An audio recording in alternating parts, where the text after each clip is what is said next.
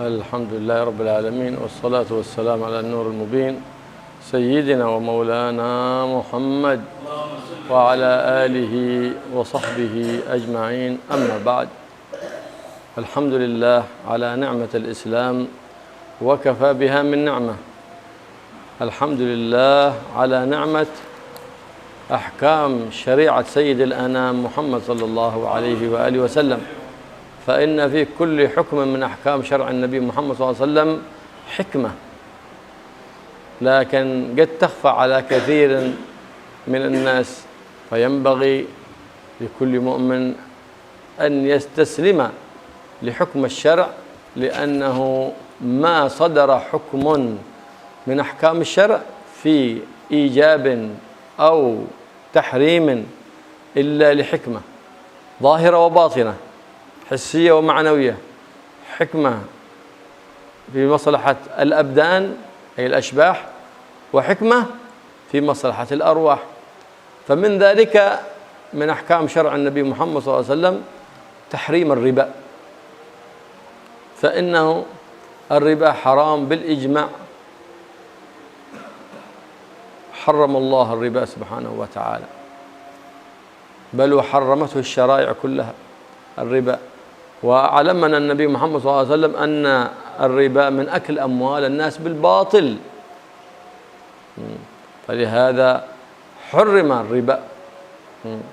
وقال صلى الله عليه وآله وسلم: لعن الله آكل الربا وموكله وشاهده، فموكله وشاهده وآكله ملعون على لسان المصطفى محمد صلى الله عليه وآله وصحبه وسلم.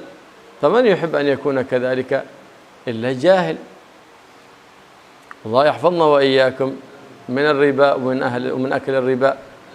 ولا يتهاون الإنسان، وإن رأى في هذا الزمان كثير من المتساهلين في الربا، لكن يحتاط لأمر دينه، فإن الذي يحتاط لأمر دينه هو الذي يسلم في الدنيا ويسلم في يوم القيامة.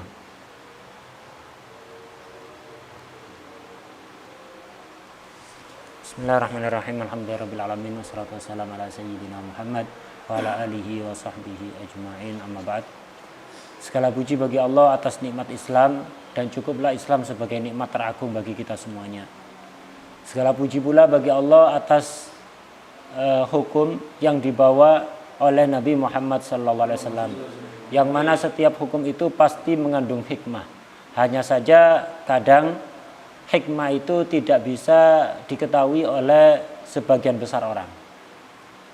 Hukum Islam dipastikan setiap hukumnya itu pasti ada hikmahnya.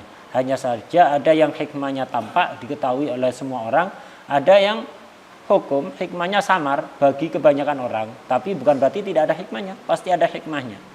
Karena itu sikap yang benar bagi setiap orang yang mukmin adalah pasrah, taslim kepada semua hukum yang telah ditetapkan oleh Allah dan dibawa oleh Rasulullah sallallahu alaihi wasallam. Hikmah itu ada kalanya hikmah untuk badan kita, untuk zahir kita, maupun untuk roh kita, untuk batin kita.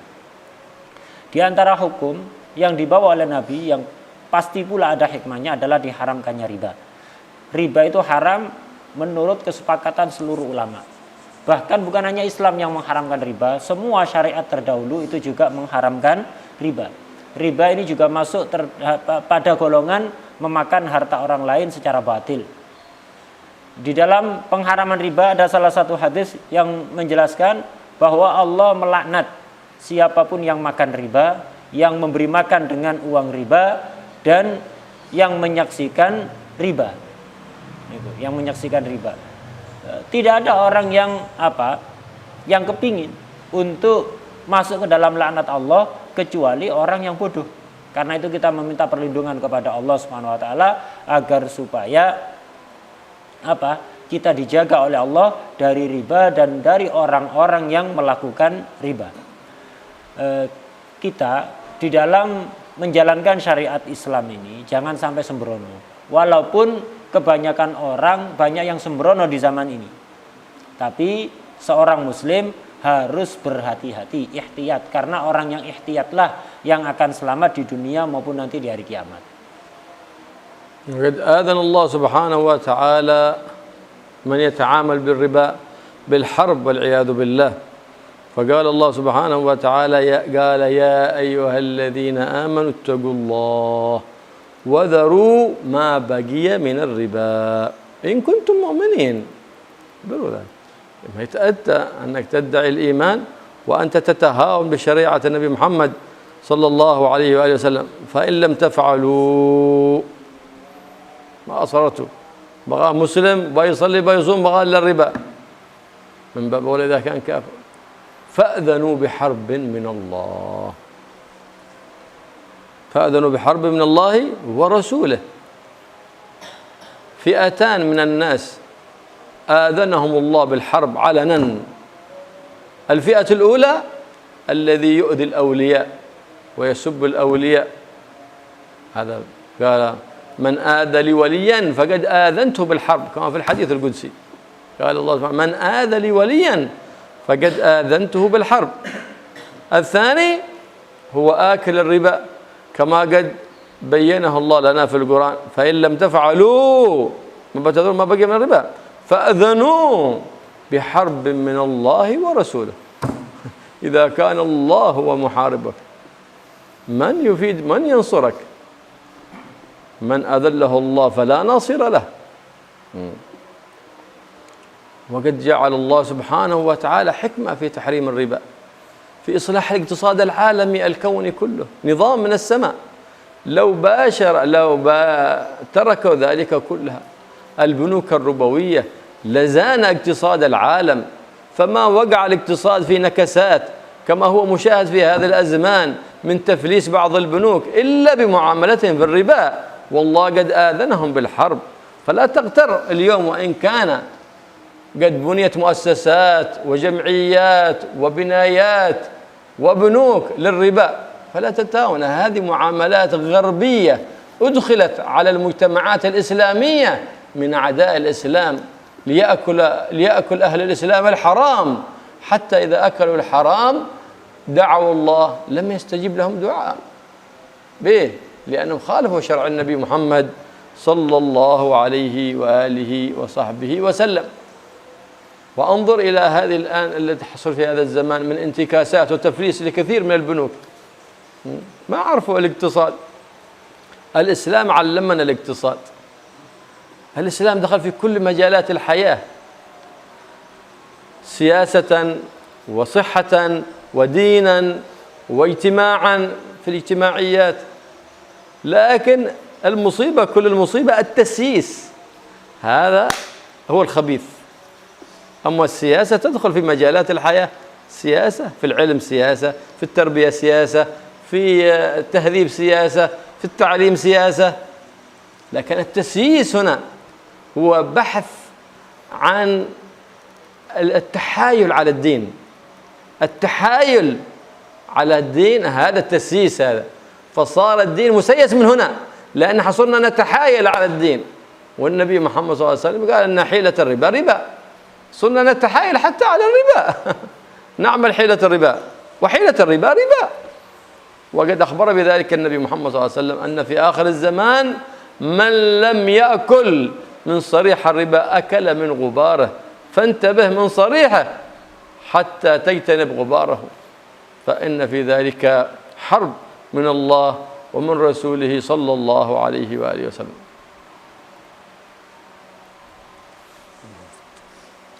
Allah mengumumkan perang kepada siapapun yang melakukan riba. Di dalam Al-Quran Allah berfirman, Ya ayyuhalladzina amanu taqullaha wa dharu ma baqiya minar riba in kuntum mu'minin. Wahai orang-orang yang beriman, bertakwalah kalian kepada Allah dan tinggalkanlah apa yang tersisa dari riba, kalau memang kalian masih memiliki iman. Kalau kalian masih memiliki iman, tinggalkan apa yang tersisa dari perbuatan riba. Meninggalkan riba berarti pertanda masih adanya keimanan. Tapi kalau tetap saja melakukan riba, walaupun dia puasa dan sholat, tanda imannya sudah gak ada. Fa'ilam tafalu fa'dhanu biharbim minallahi wa rasulih. Jika kalian tidak mau melakukan itu, tetap saja melakukan riba, walaupun tetap sholat, walaupun tetap puasa, tapi melakukan riba, maka umumkanlah perang dari Allah dan Rasulullah sallallahu alaihi wasallam. Kalau sudah perang, Allah mengumumkan perang kepada dia. Jadi musuhnya Allah, siapa yang bisa menolongnya? Ada dua kelompok yang diumumkan perang oleh Allah kepada orang tersebut. Kepada kelompok tersebut. Yang pertama tadi itu orang yang melakukan riba. Dan yang kedua adalah orang yang membenci para wali-wali Allah dan menyakiti para wali-wali Allah. Ini dua orang ini ditantang perang, diumumkan perang oleh Allah. Tidak akan bisa menang perang melawan Allah. Allah menjadikan hikmah di dalam pengharaman riba untuk menjaga keseimbangan ekonomi dunia. Ekonomi global biar seimbang, makanya Allah mengharamkan riba. Ketika riba sudah merajalela, ya seperti saat ini kita lihat bagaimana banyak bank pailit, kemudian banyak negara-negara yang hancur ekonominya, semuanya gara-gara melakukan riba. Kita jangan tertipu dengan orang-orang yang mempromosikan riba, walaupun sekarang dibangun dengan berbagai macam yayasan, lembaga, dan yang lain-lain yang semuanya itu melakukan riba. Hati-hati, itu semuanya adalah muamalah yang diimpor dari barat, dimasukkan kepada negara-negara Islam. Tujuannya apa? Biar umat Islam makan barang haram, dan kalau sudah makan barang haram, doanya tidak akan diijabahi. Karena itu bisa kita saksikan bagaimana umat Islam berdoa kepada Allah di seluruh penjuru dunia itu, tapi banyak doa mereka tidak diijabahi oleh Allah. Kenapa? Mereka makan haram, melakukan muamalah yang haram, melakukan riba.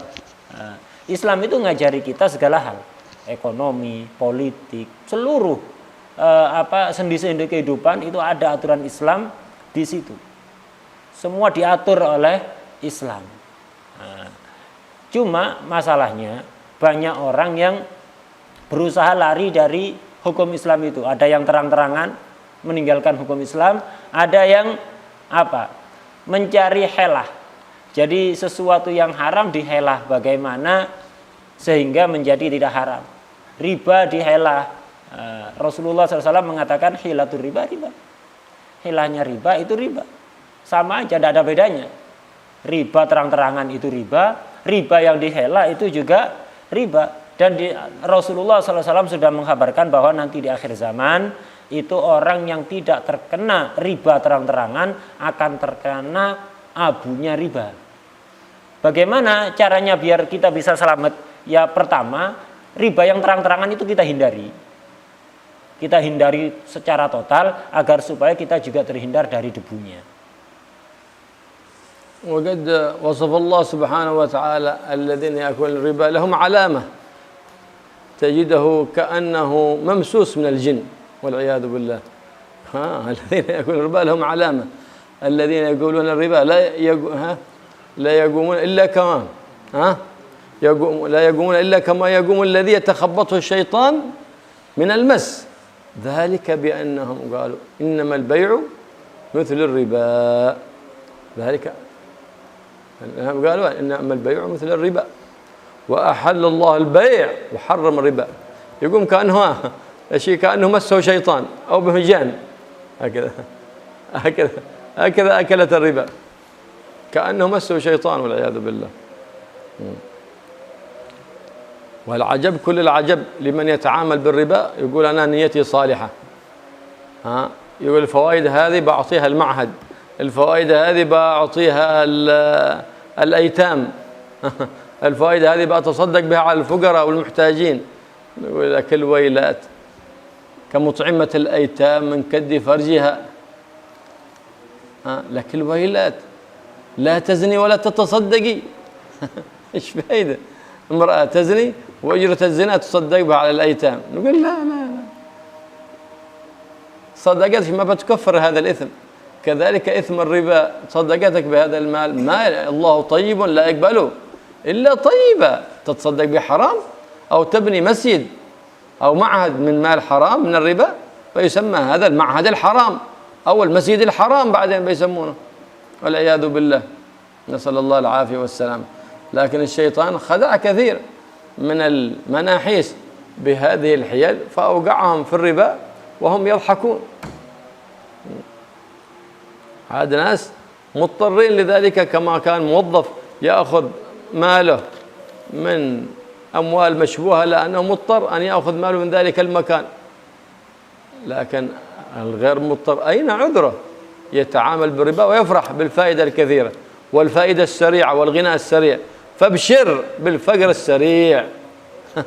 الفقر السريع. لكن الله أباح لنا بس بيع والشراء بركة. قال صلى الله عليه وسلم 19 البركة في التجارة، بركة بيع وشراء أونلاين أو غير أونلاين، كل ذلك بركة فيه.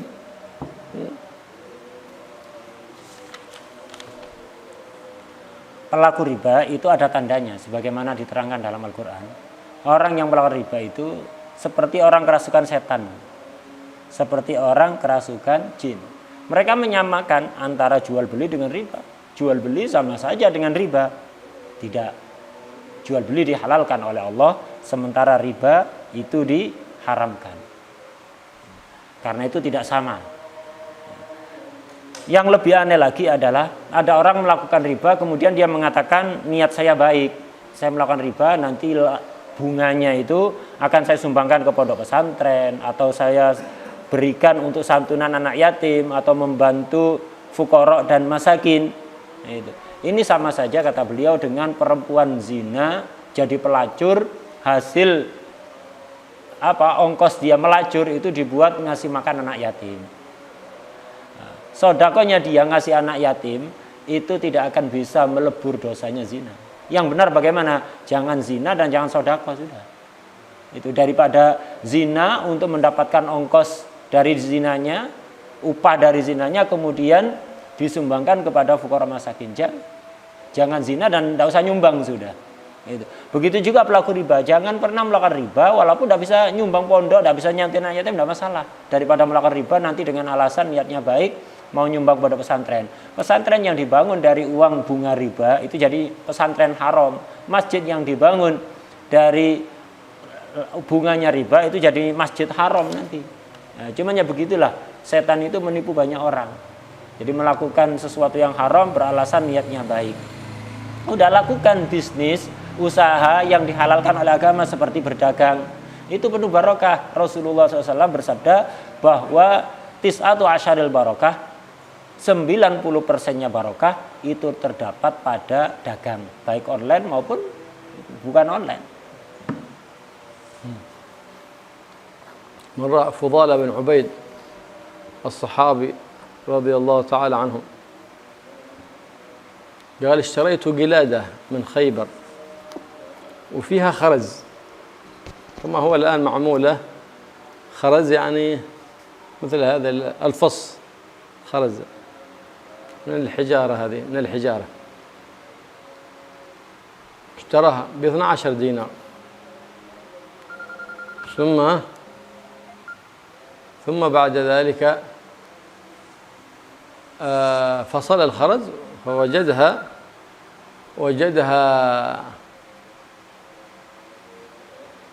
يعني الذهب فيها 9 دنانير والباقي خرز. فأخبر النبي محمد صلى الله عليه وسلم قال حتى تفصل بينه وبينها، ما يصح أن تبيع ذهب وشيء آخر بذهب، هذا قاعد في مدة عجوة ودرهم، حرام هذا. هذا حرام، ما يجوز هذا. فقال يا رسول الله أنا اشتريتها هي وياه مرة ملتصقة. قال حتى تميزها. ليه؟ لأنك إذا بعت الذهب بالذهب لابد من حلول وتقابض وتماثل. لابد من حلول وتقابض وتماثل. فضة بفضة لابد من حلول وتقابض وتماثل. رز ورز لابد من حلول وتقابض وتماثل، وهكذا. فإذا لم يكن هناك تقابض أو حلول أو تماثل كان ربا. فإن لم يكن تماثل هذا ربا، كما تبيع 12 دنانير يعني غير مكسرة و12 دينار أو 11 دينار مكسر، حرام، ربا هذا. أو كما يفعل الآن حتى الصغار والأطفال يتعاملون بالربا. يأتي بيشيل بغى 100,000 أبو 5 أو أبو 10 يجي له ب110 جديدة، عرفت؟ ويعطيه 100 قديمة، أو 1,100,000 قديمة يأخذ بدلها 1,000,000 جديدة، أوراق جديدة. هذا حرام من الربا، هذا حرام، ما يجوز هذا. من أخبرهم بذلك؟ لابد من تماثل، وإلا فإنك إذا قال أنا محتاج، أنا مضطر، أنا يوم العيد اليوم أنا عيد عندي، أنا بقسم أبو 10 أو أبو 20، نقول تمام، إذن أعطيه هذا 1,000,000 القديم وخذ 1,000,000 جديد، ثم أعطيه هذه 100 أو 200 هدية منك، هدية. ليش بغيت إلا طريق الربا؟ أنت تنزع البركة من مالك وتنزع البركة من عمرك وتدخل الظلمة على مالك وعلى بيتك والعياذ بالله. كما يفعل بعض الناس الآن كثير فيما في تقابض، يشتري الذهب للزواج أو نحو ذلك، يشتري الذهب بكم؟ يقول هذا ب100 مليون، بس بأسدد لك بعد الزواج، بعد شهر أو بعد شهر أو بعد شهرين. هذا ربا، لأنك بتشتري ذهب لابد من حلول وتقابض وتماثل. هنا في تقابض، لكن الثمن في الذمة، هذا ما يجوز. ولنهرب من هذه أنا مضطر، أنا بأتزوج ما عندي مال، نقول لا بأس. يمكن لهذا الذي يبي يكون عنده شيء من الفقه، يقول خذ هذا، كم قيمة الذهب؟ 100 مليون، خذ هذه 100 مليون قرضة لك لله تعالى، اشتري مني الذهب الآن بكم؟ 100 مليون هذا. فسلمتنا المال بقيمة الذهب، صار الآن الفلوس هذه قرضة، ما هو قيمة الذهب، وصرت الآن حلال بسيط. أنت إذا ما بغيت الحرام بسيط، لكن المصيبة لما أن الإنسان ما يسأل، أو بعد ما يقع في الحرام يسأل. ليه ما تسأل قبل أن تقع في الحرام؟ اسأل حتى لا تقع في الحرام، فإن إثم الربا عظيم بنص القرآن، ما هو على مذهب الشافعي ولا مالك، لا، عند مذهب محمد صلى الله عليه وسلم بنص القرآن ونص السنة، سنة النبي محمد صلى الله عليه وعلى آله وصحبه وسلم. Riba ini sekali lagi hukumnya haram. Ini syariat Rasulullah Sallallahu Alaihi Wasallam. Jadi walaupun kita tidak tahu hikmahnya kenapa diharamkan, tetap harus kita patuhi. Kadang-kadang memang bentuk muamalah riba, bentuk muamalah yang dibenarkan oleh agama itu terkesan tidak ada perbedaannya. Kadang-kadang begitu. Tapi kalau sudah agama mengatakan yang ini haram, yang ini halal, sudah patuhi saja. Yang haram tinggalkan, yang halal lakukan. Walaupun apa sih bedanya begini kok ribet amat, udah patuhi, kita tidak tahu hikmahnya. Nah, ini ada cerita dulu di zaman Rasulullah SAW. Ada seorang sahabat namanya Sayyidina Fudalah bin Ubaid radhiyallahu taala anhu. Beliau beli kalung dari Khaybar, beli kalung. Yang kalung itu ada emasnya, ada batu-batu mulia, ada batu-batuan kayak akik atau yang lain itu. Kalung itu isinya 9 dinar emas plus batu-batu yang lain. Jadi kalung itu isinya emas dan dicampur dengan batu-batu yang lain, batu mulia atau apa. Nah, itu. Jadi emasnya totalnya ada 9 dinar, kemudian ada batu-batu yang lain. Nah, ini dibeli oleh Sayyidina Fudalah bin Ubaid dengan harga 12 dinar. Jadi kalung emas yang berat emasnya seberat 9 dinar tadi plus batu-batu hiasan yang ada di situ, itu langsung dibeli secara gabungan gitu oleh Sayyidina Fudalah, dibayar dengan 12 dinar.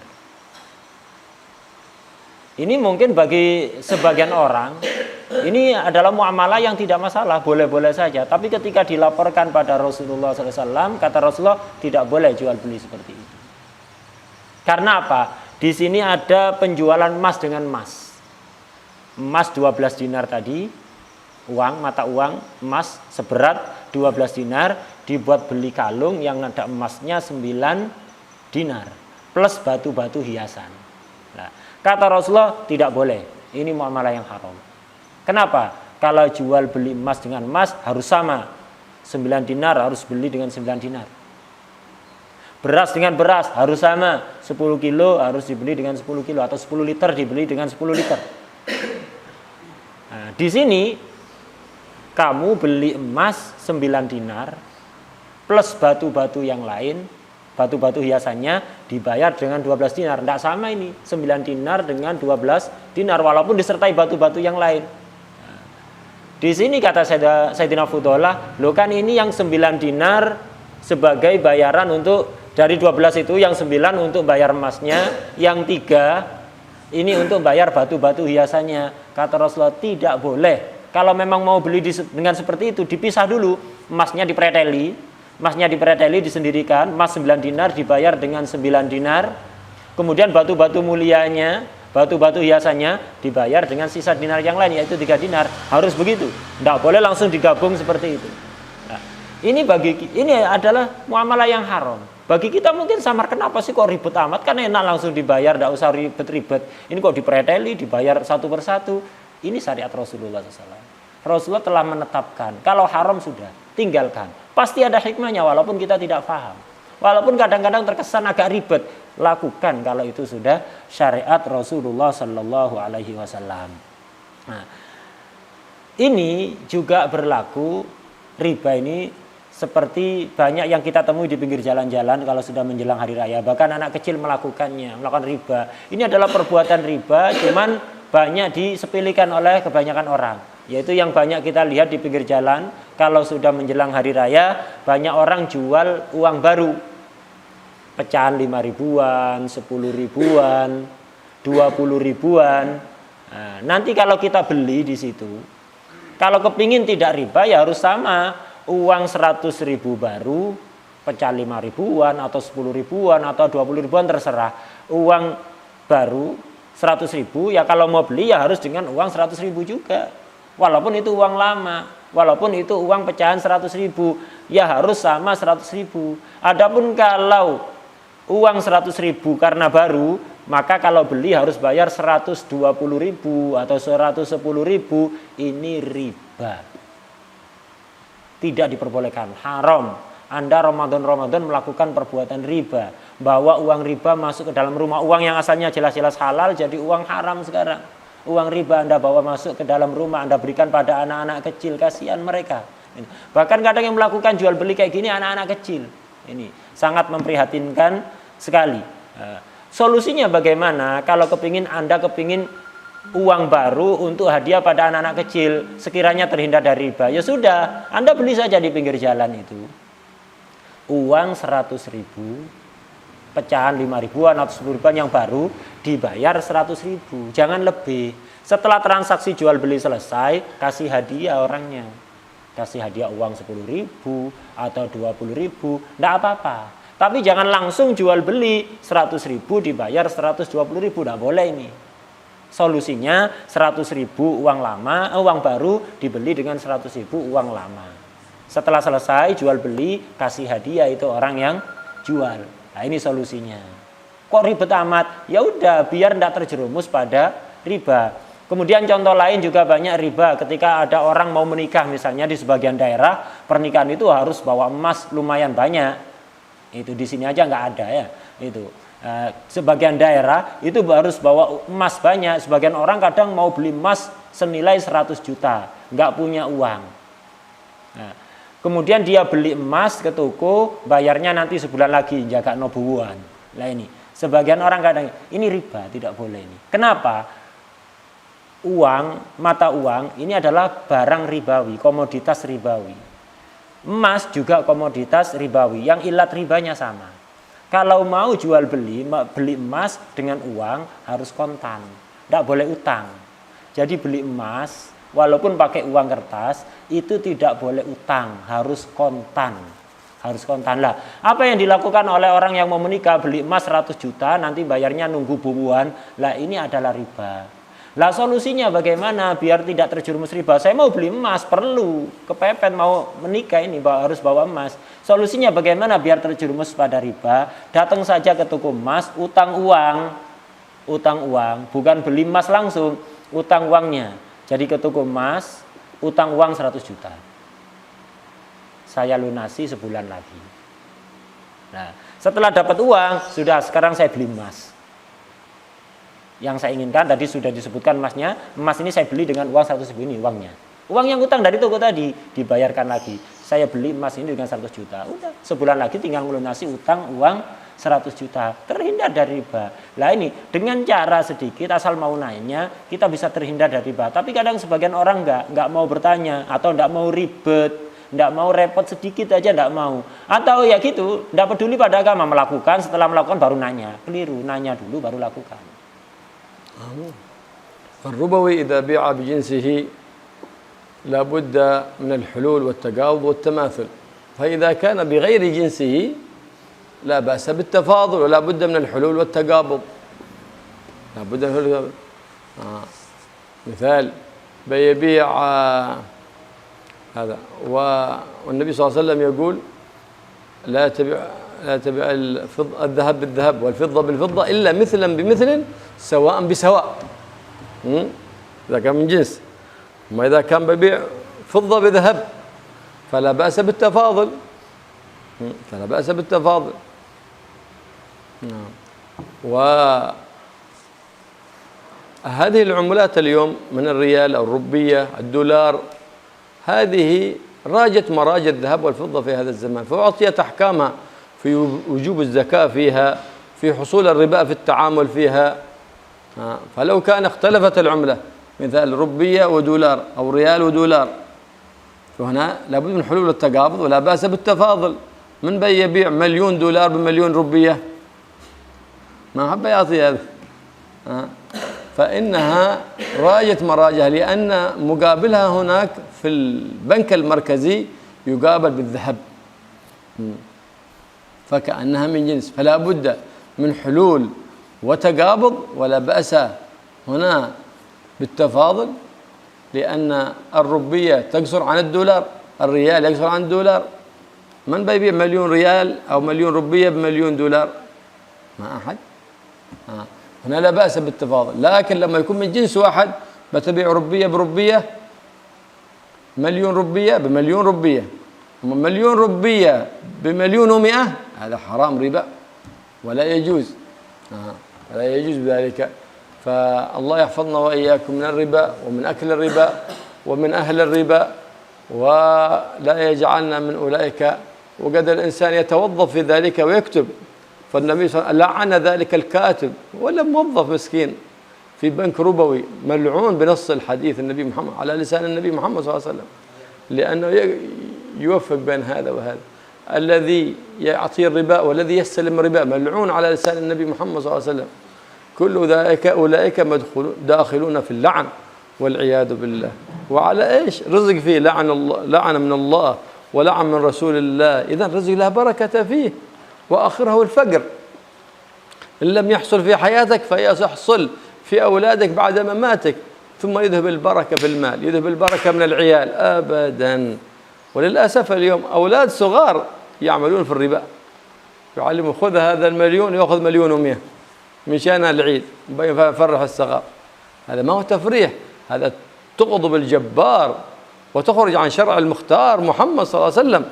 فالله يجعلنا وإياكم من الممتثلين لأوامر النبي محمد صلى الله عليه وسلم والقائمين على شرع النبي محمد صلى الله عليه وآله وسلم، المحيين لسنة النبي محمد صلى الله عليه وسلم في عافية وسلام، وجد من الحرام أين كان وحيث كان وعند من كان يا رب العالمين.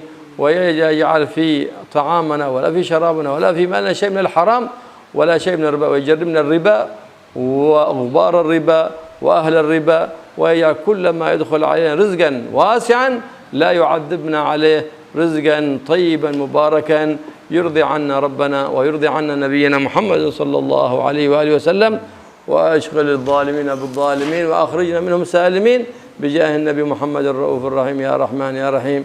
وصلى الله على سيدنا محمد النبي الأمي وآله وصحبه وسلم، والحمد لله رب العالمين.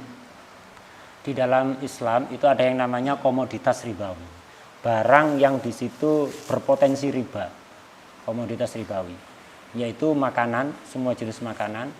Kemudian emas, perak, dan juga mata uang untuk zaman ini. Uang kertas untuk zaman ini. Ini adalah komoditas ribawi. Ini kalau tidak tahu cara bermuamalahnya bisa menjerumuskan kita ke dalam riba waliyadzubillah. Komoditas ribawi kalau mau ditukar dengan sesama komoditas ribawi dilihat jenisnya sama apa enggak. Kalau jenisnya sama, misalnya emas mau ditukar dengan emas, perak mau ditukar dengan perak, beras dengan beras, rupiah dengan rupiah, dolar dengan dolar. Ini sesama jenis. Maka kalau mau ditukar, biar tidak terjerumus riba harus memenuhi 3 syarat. Yaitu harus sama. 10.000 ya dengan 10.000. 1 kilo ya 1 kilo. 1 gram ya 1 gram. Kemudian harus kontan, tidak boleh utang. Kemudian yang ketiga harus serah terima di tempat transaksi. Jangan pisah baru serah terima. Serah terima ada di tempat. Nah, ini kalau sejenis. Kalau beda jenis, misal beras mau ditukar dengan jagung, emas mau ditukar dengan perak, rupiah mau ditukar dengan dolar. Nah, beda jenis ini. Rupiah dengan dolar beda jenisnya. Maka harus kontan, tidak boleh utang. Kemudian harus serah terima di tempat. Beda, tidak masalah. $1 dibeli dengan 15.000 misalnya. Tidak ada yang mau $1 ditukar dengan Rp1. Nah ini, $1 dengan 15.000, tidak ada masalah. 1 gram emas dibeli dengan misalnya 50 gram perak, tidak masalah. 2 kilo jagung ditukar dengan 1 kilo beras, tidak masalah. Ini karena beda jenis, tidak harus sama, tapi harus kontan dan serah terima ada di tempat. Nah, karena itu perlu diperhatikan ini, tukar menukar uang yang marak di menjelang hari raya ini hati-hati. Jadi kalau rupiah tukar rupiah, walaupun yang satu baru, yang satu uang lama, yang satu pecah 5 ribuan, yang satu 100.000, ini semuanya sejenis. Jadi kalau tukar menukar harus sama, 100.000 ya tukar 100.000. Jangan kita kemudian 100.000 dibayar dengan 110.000. Kadang-kadang nyuruh anak kecil kita, anak kecil sudah diajari riba. Kemudian anak kecil hari raya datang disangoni uang hasil jual beli riba. Ini bukan menyenangkan anak kecil ini, tapi mendatangkan murka Allah kepada kita semuanya. Karena itu hati-hati. Kita memohon kepada Allah Subhanahu wa taala agar supaya kita dihindarkan dari riba dan semua orang yang berkecimpung di dalam riba. Kenapa? Yang dilaknat oleh Allah itu tidak hanya pelaku ribanya, tapi semua yang berkecimpung menjadi pegawai di lembaga keuangan riba itu semuanya kena laknat yang sama. Dalam hadis disebutkan yang nulis saja sebatas nulis atau jadi saksi atau pegawai di lembaga-lembaga keuangan riba itu semuanya tercakup di dalam laknat. Buat apa? Rizki tapi kita dapatkan disertai laknat Allah, tidak akan ada barokahnya. Dan dipastikan orang yang kaya gara-gara riba, pastikan cepat atau lambat pasti akan menjadi fakir, zahir atau batin. Imma ketika dia masih hidup atau setelah meninggal, anak-anaknya menjadi anak-anak yang tidak barokah waliyadzubillah. Allahumma jannibna al-haram haitsu kan wa aina kan wa 'inda man kan wa hul bainana wa bain ahlihi ya rabbal alamin.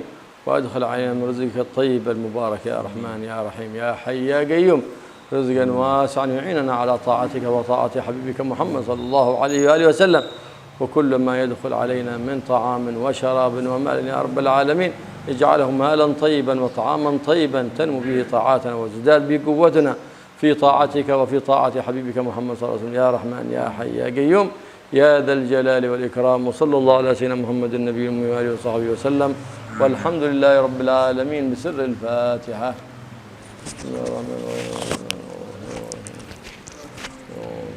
الضالين آمين. ربنا تقبل منا تب علينا واغفر لنا يا الله يا قريب يا مجيب يا مغفر يا أول والآخر يا ذا القوة والمتين يا رب ارحمنا من الحاضر والناظر والسامع ومن حاضر برحمة عند غنى بعمل سواك وصلى الله على سيدنا محمد وصحبه وسلم والحمد لله رب العالمين.